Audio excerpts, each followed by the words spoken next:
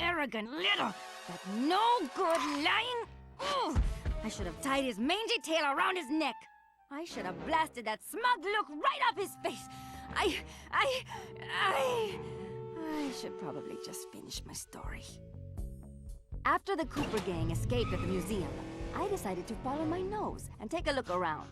I'd been investigating the trading of stolen antiquities on the black market, but I'd never guessed that two-faced ringtail was involved. Then as I turned a corner, I was stunned to see a huge stash of stolen treasure right there in the museum. And even more shocking, Cyril Le Paradox himself unloading them. I couldn't believe it! The billionaire art collector and museum patron was behind this?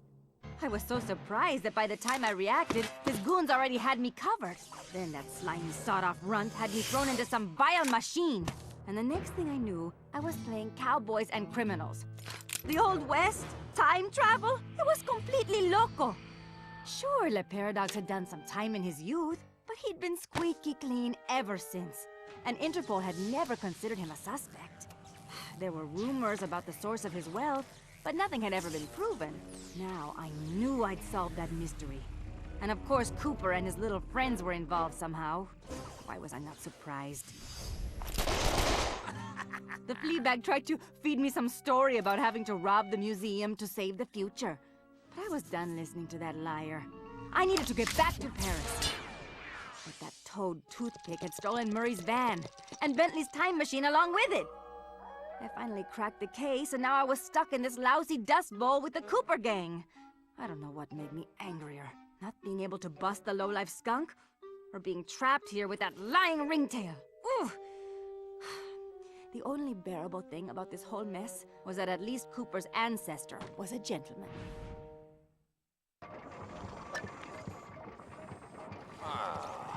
Something needs to be done about those Cooper characters.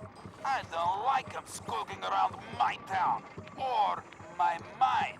I better not hear about nothing going wrong with the plan. Better not. Oh, boy, you got a funny look. Got something to say, huh? Something happened up in the mine? No? Good, because our odoriferous is a partner. He don't take kindly to mistakes. And right now, we still need his help!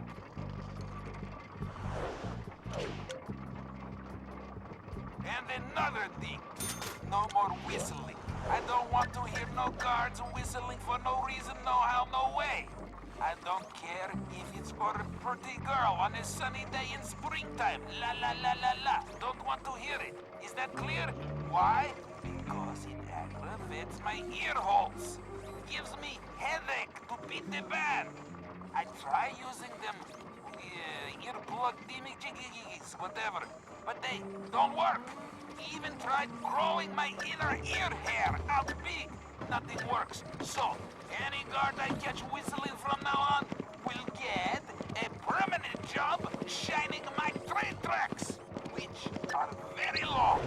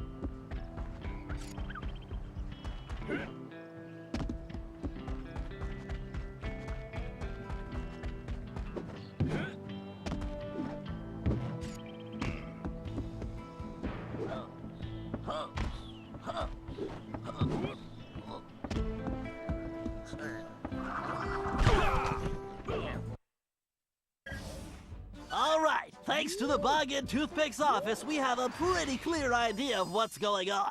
Toothpick plans on moving the stolen gold out of the mine using his special train.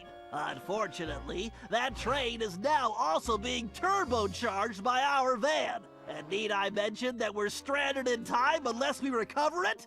Well, anyway, it's useless to go after the train in the mine. Toothpick will have stepped up security since our escape, and the place will be crawling with guards. we're going to have to hit that train while it's rolling. But first, we're going to have to catch it. And we'll do that by diverting its route. After surveying the rail system, I've determined there are 3 key track switches we will need to throw. And Toothpick has entrusted the keys to 3 of his toughest henchmen, Wildman Wiesner, Frenchy Lestage, and Red-Eye Robles. Furthermore, these guys keep the keys around at all times. The good news is that during the Toothpick Appreciation Festival, there are a number of contests, and all of them will be competing. Murray, I took the liberty of entering you in the Bare Knuckle Brawl contest. Wildman is the defending champion, and he's sure to have the key on his person. Sly, I hope you're feeling fast because you're going to be competing in the crookedest race in the West, the Toothpick 500. Frenchie happens to be the defending champ, so it's a sure bet it's his time that you'll have to beat. Carmelita, you'll be up against Red-Eye in the shooting contest. As the defending champ, he keeps the trophy close by, with the 3rd key inside. Now let's get going. We don't have any time to waste.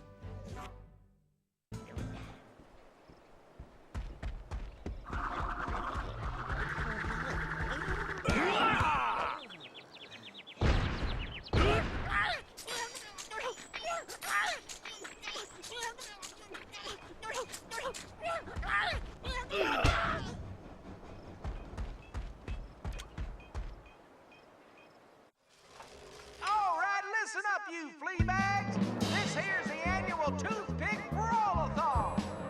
Ain't no rules, except that if you want a shot at the champ, you gotta fight your way through the ranks first.